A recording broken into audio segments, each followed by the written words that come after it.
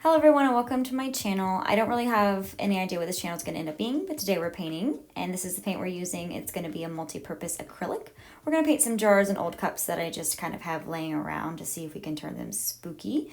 I'm going to use them in my everyday house, but if you guys want to just paint them for Halloween, it's coming up soon, so let's get to painting.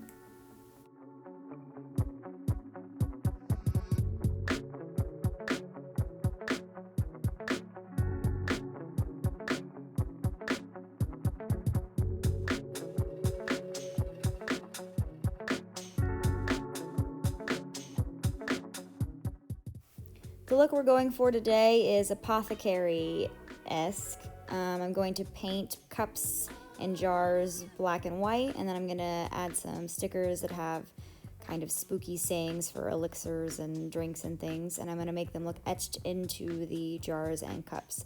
They're going to hold paintbrushes and pencils and things for me.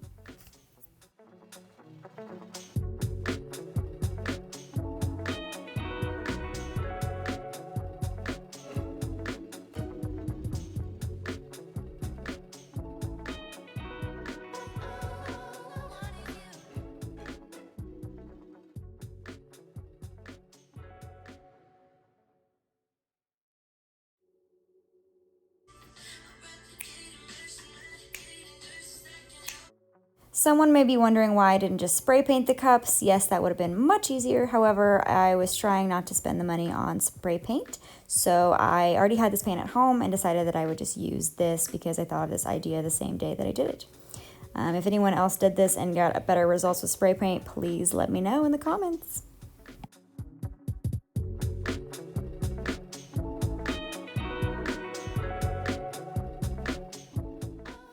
I decided to use gray because it's another spooky color that I really enjoy using.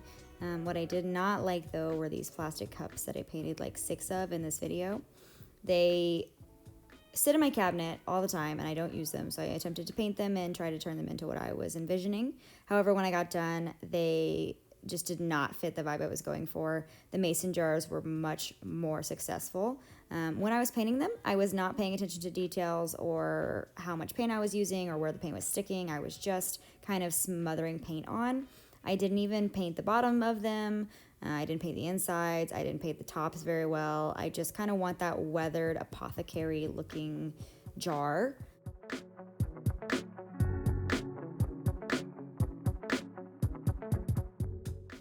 I ended up purchasing some stickers from Michaels. They were pretty affordable. And then I wanted to see how burning them worked out because I wanted to give them a weathered look to match the jar look that I was going for. However, I don't recommend burning stickers, number one, because they burn very quickly, and number two, because they do not smell good. I did not like how this burning sticker turned out, and I did not attempt to burn any of the other stickers.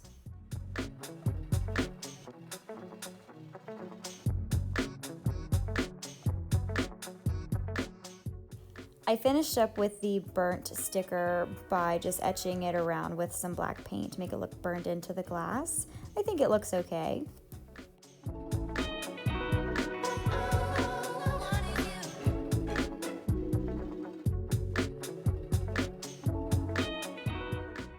This is about the time that I started to realize that the plastic cups probably were not going to turn out very well, but I still wanted to see how it would look if I put stickers on them. So we're going to get to that here soon.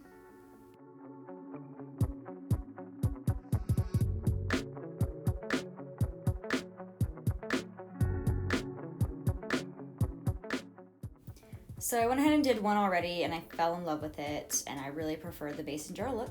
So on the black one, I wanted to do a sticker that better fit the size of the jar.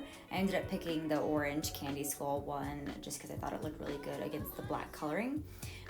Once I get the sticker on there, I'm going to start painting around the edges like I did with the other sticker. I'm going to choose black for this one because black on black just seems to work well for this aesthetic. I'm going to try not to put too much paint on your paintbrush when you're doing this because you don't want to overwhelm the sticker. You just want to do some wisps around the side, and kind of, it does help with the adhesion as well, I would say, because your paint's going to dry on top of that. And then what I do afterwards is I use my finger to smudge it all around towards the edge which helps make it look more worn into the glass. However, it also, if you're not being careful like I'm not, it adds to a little bit of the messy look that you're going for of the spooky bottle, because you're just kind of getting the paint everywhere as you're doing this smudging mechanism, which really seems to look great at the end of it.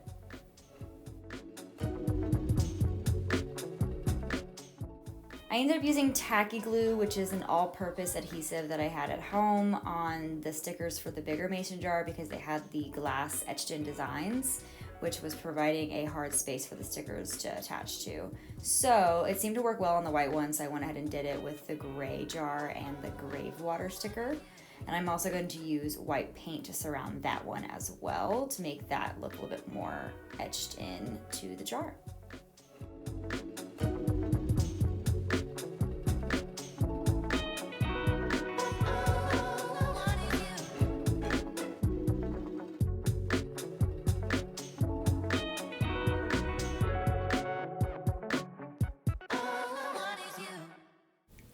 I tried to put stickers on the plastic cups even though I knew they weren't going to work out. And you can tell that it did not end up going well because there's one that's completely missing paint in the background. However, I ended up throwing all of those away and I just did not like them. I finished up with a light layer of polyurethane on the mason jar ones to kind of seal everything in. Here's a look at some of the finished products, even the ones I didn't keep. Put in the comments which one was your favorite, and if you guys have ever done anything like this before, let me know. Like and subscribe, and I hope you guys have a wonderful week.